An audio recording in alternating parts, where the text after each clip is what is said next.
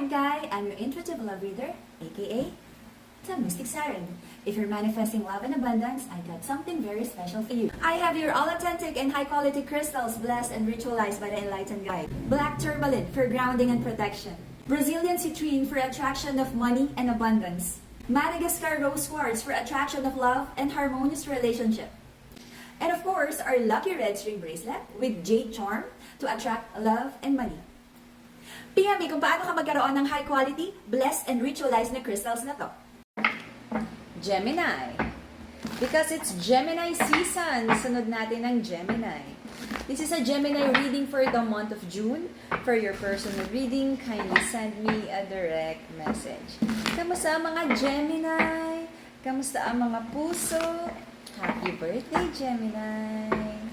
Let's see. Offering your cup of love. Okay. Right now, Gemini, you're working on your financial stability. Hindi ka ganun ka-confident na kumbaga marami ka pang hinahabol na financial goals. You feel na it's right to offer your cup of love. Meron kang isang tao na you're openly expressing yung paghanga and yung love mo sa kanya.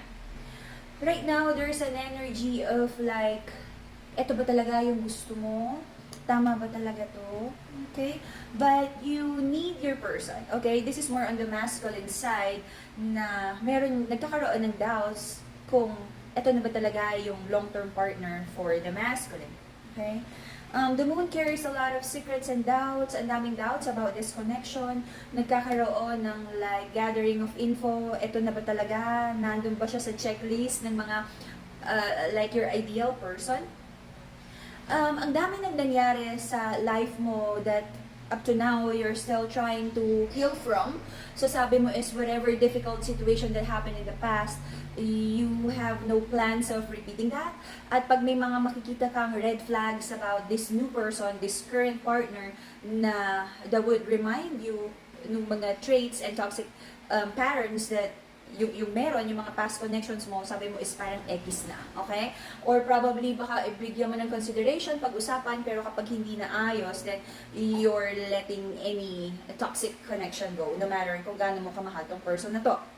Nagkaroon naman ng mga communication, but nagkaroon ng disappointment. I feel this is more about like, what are your negotiables and non-negotiables. You're trying to get to know each other, regardless kung gaano na kayo katagal together. You see your person as your wish fulfillment. Okay, you might be dealing also with an Aquarian. You're trying to build with your person. Nagkakaroon ng overthinking, but sabi mo is you want to take the lead. The Lover's card is the Gemini card right now para may konting disagreements about the partnership, but meron ka namang decision na to make this work. Kumbaga, you're placing your bet dun sa person mo. Okay, tumataya ka na hopefully magkaroon ng magandang outcome tong relationship na to.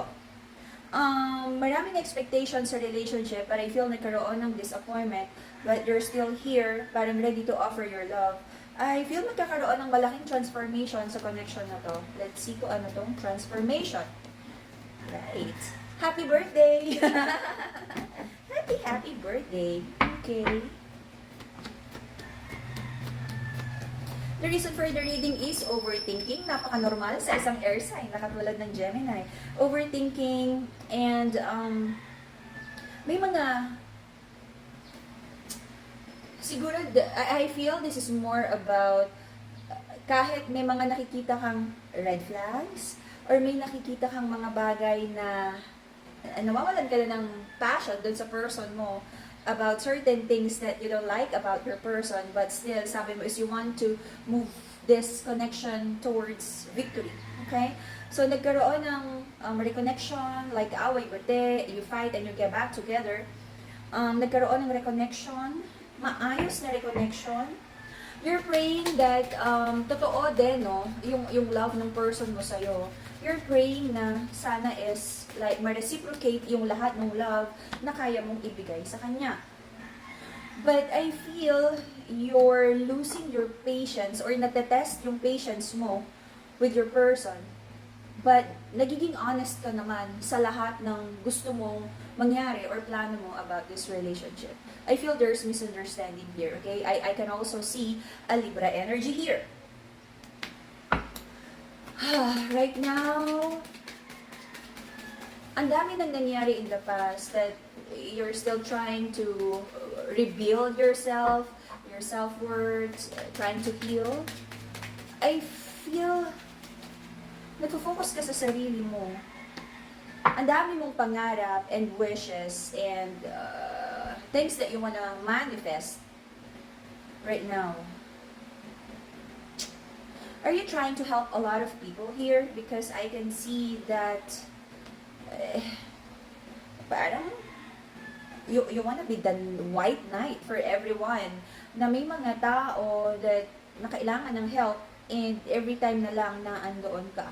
And you have to find the balance kung nabibigay mo rin yung love na yon sa sarili mo. Yung partner mo, your partner also feels uncertain. Ang dami din yung like questions on kung gaano ka stable tong relationship na to. Is this go with the flow energy?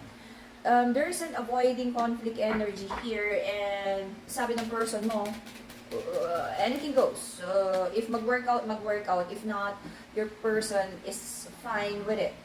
Nagkaroon ng like Ace of Swords, feeling of defeat sa part ng person mo, but nagkaroon naman ng decision na gusto pa rin niyang i-keep yung connection, though there's a feeling of sadness and doubts kung dapat pa ba talaga mag-invest sa connection na to. There has been lies and the feeling of defeat in this connection. So, Gemini, I feel meron ka mga worries about mga bagay. Ang dami mong overthinking. The feeling of you're trying to process things. Woo! You're trying to decide whether to end things or not. What's happening, Gemini? Okay, so, in the next 3 months, I feel there is the energy of a back-breaking energy. Mahihirapan ka to manage this connection. There's an energy of walking away here because the outcome would be merong ma-expose na lies and deceit sa partnership na to. Clarify the outcome. Magkakaroon ng honest communication and I feel magkakaroon ulit ng offer of love. So it's up to you, Gemini, how willing are you na, to place your bets again in this love connection. Because I can see here that kahit magkaroon ng mga revelation about lies and deceit, mga bagay na that your person tried to hide from you, meron pa ring offer of love. Someone would still fight for this connection, offer ng love, i-move forward pa rin.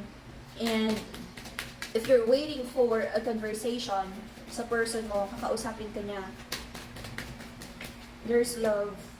And both of you will make a good decision about this. And that is the Gemini reading for the month of June. See you again in a few days for your July reading. Bye, Gemini. PM me para magkaroon ka for protection of your emotions and from bad energies, black tourmaline, to balance your heart chakra for you and your person, the rose quartz, and for manifesting abundance, we have the citrine. PM me kung paano magkaroon nito. Bye!